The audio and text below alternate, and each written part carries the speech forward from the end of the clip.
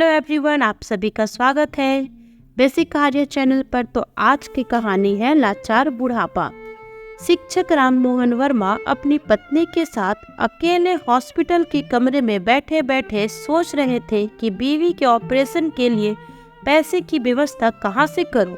हर तरफ दिमाग लगा के हार चुके और बाद में बस वही घर बचा जिसमें वे रह रहे थे। आंखों से आंसू पोंछते हुए राममोहन जी ने अपनी पत्नी की तरफ देखा। वो 2 दिन से बेहोश थी, आगे पीछे कोई नहीं। एक बेटी थी, वो भी अपनी पसंद के लड़के से शादी कर विदेश में बस गई। तब से माँ बाप की तरफ देखा भी नहीं। राममोहन जी सोच रहे थे कि तभी नर्स ने आकर बताया कि बड़ी डॉक्टर आ रही है, जल्दी ही आपकी पत्नी ठीक हो जाएगी, आप पैसे जमा करवा दीजिए। राममोहन जी ने थोड़ा समय मांगा और मोबाइल निकालकर बटन दबाने लगे। लोगों से मदद मांगने लगे, पर कोई फोन नहीं उठा रहा तो कोई बाद में बात करता हूँ बोलकर चला जा रहा। राममोहन जी कमरे से बाहर आकर गहरी सांस लेते हुए वार्ड बॉय से बोले, आप जरा मेरी पत्नी को देखना, मैं आता हूँ।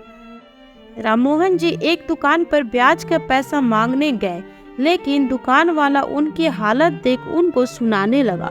वापस कैसे करोगे वर्मा जी, कोई नॉमिनी तो लाओ, तभी मैं पैसे दे पाऊंगा। बगल में खड़ी कार से एक दुबली पतली महिला जो कि वर्मा जी को देख रही थी, तेजी से उनको आवाज लगाती है, लेकिन वर्मा जी बिना कुछ सुने तेजी से हॉस्पिटल की तरफ जाते हैं और वहां पर रोते हुए विनती करते हैं कि मैं पूरा पैसा जमा कर दूंगा, बस इलाज में कमी ना हो। लेकिन एक डॉक्टर उनको हड़काते हुए धक्का देता है। तभी सामने से बड़ी डॉक्टर आती हुई गिरते हुए वर्मा जी को पकड़ती है और सभी स्टाफ को डांट लगाती है और अपने कैबिन में जाती है और कुर्सी पे बैठे बैठे सोचती है, वर्मा सर यहाँ आज मैं जो भी हूँ उनकी वजह से। मीरा ने जैसे तैसे अपने गांव से अपना हाई स्कूल इंटर कंप्लीट कर लिया था और अब आगे की पढ़ाई के लिए कॉलेज में पढ़ने के मन से अपने घर में अपनी पढ़ाई की बात पापा को बताई थी। पापा ने थोड़ी नानुकुर के साथ हामी भरी और किसी तरह मेहनत मजदूरी करके अपनी बिटिया को शहर पढ़ने के लिए भेजा।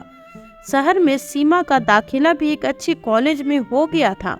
सीमा ने इंटर विज्ञान वर्ग में किया था। वो चाहती थी बड़ी डॉक्टर बनना जो लोगों का इलाज कर सके। शहर आकर 1-2 दिन ही हॉस्टल में कॉलेज गई थी, लेकिन उसे बड़ा अच्छा लगा था।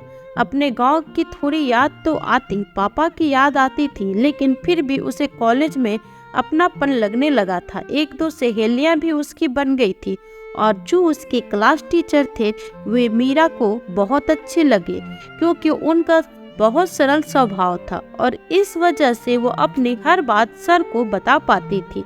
1-2 पीरियड लगने के बाद जब कभी सर फ्री होते तो कॉलेज के फील्ड में जाकर बैठ जाते और मीरा अपने जो भी डाउट होते वो क्लियर कर लेती और सर को बोलती, एक दिन मैं डॉक्टर बनूंगी सर। वो मीरा को बेटी की तरह मानते थे, मीरा को पैसों से भी मदद करते थे, लेकिन यह बात किसी को अच्छी नहीं लगती थी। उसके गांव से 1000-2000 जो पापा भेज देते और जो कम पड़ते सर दे देते और बोलते, मीरा जब तुम कमाने लगोगी पूरा पैसा वसूलूंगा। 1 साल बीत गया, मीरा का परफॉर्मेंस भी अच्छा रहा।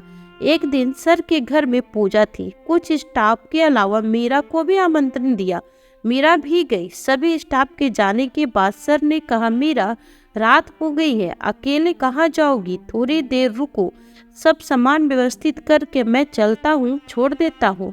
सर ने कहा, खाना खा लो और मिठाई वगैरह भी पैक कर दी। मीरा ने खाना खाया और सर ने भी खाना खाने के बाद मीरा को कुछ गिफ्ट देकर हॉस्टल में छोड़ दिए। 2 दिन बाद सुबह जब मीरा कॉलेज गई तो उसके पापा कॉलेज आ चुके थे। किसी ने उसके पापा से शिकायत कर दिया कि मीरा रात को सर के साथ उनके घर पे थी। मीरा की बात पर नाराज होके उसको गांव ले जाना चाहते थे। यह बात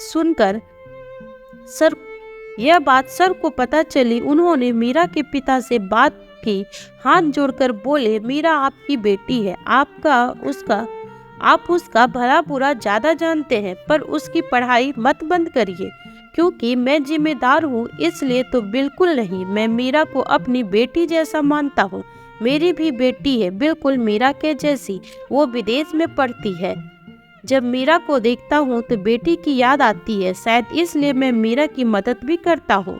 उसको पढ़ाई में दिक्कत ना हो और उसका भविष्य बन जाए। एक लड़की जब आगे बढ़ती है तो दो परिवार का विकास करती है।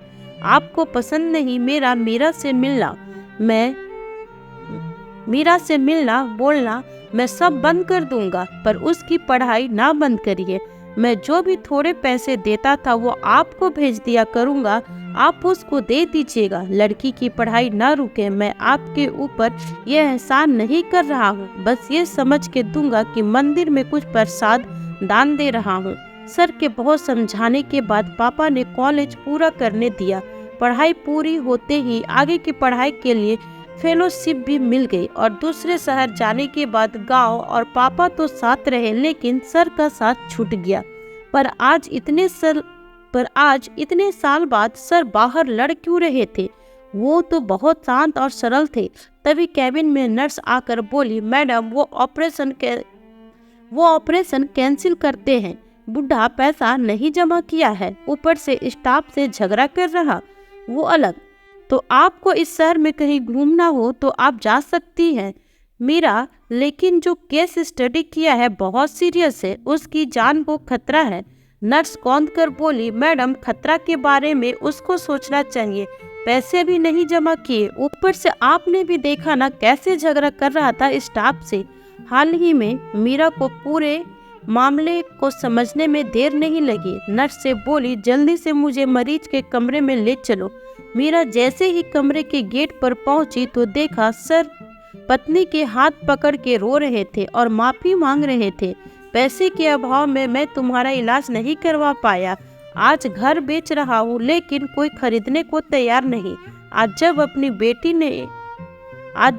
अपनी बेटी नहीं हमारे साथ, जिसके लिए तुम जेवर तक बेचकर उसको पैसे भेजती थी। मीरा आंखों में आंसू भर के सर के कंधे पे हाथ रखते हुए बोली, मैडम का इलाज हो जाएगा सर। सर ने देखा, दिमाग पर जोर डाला।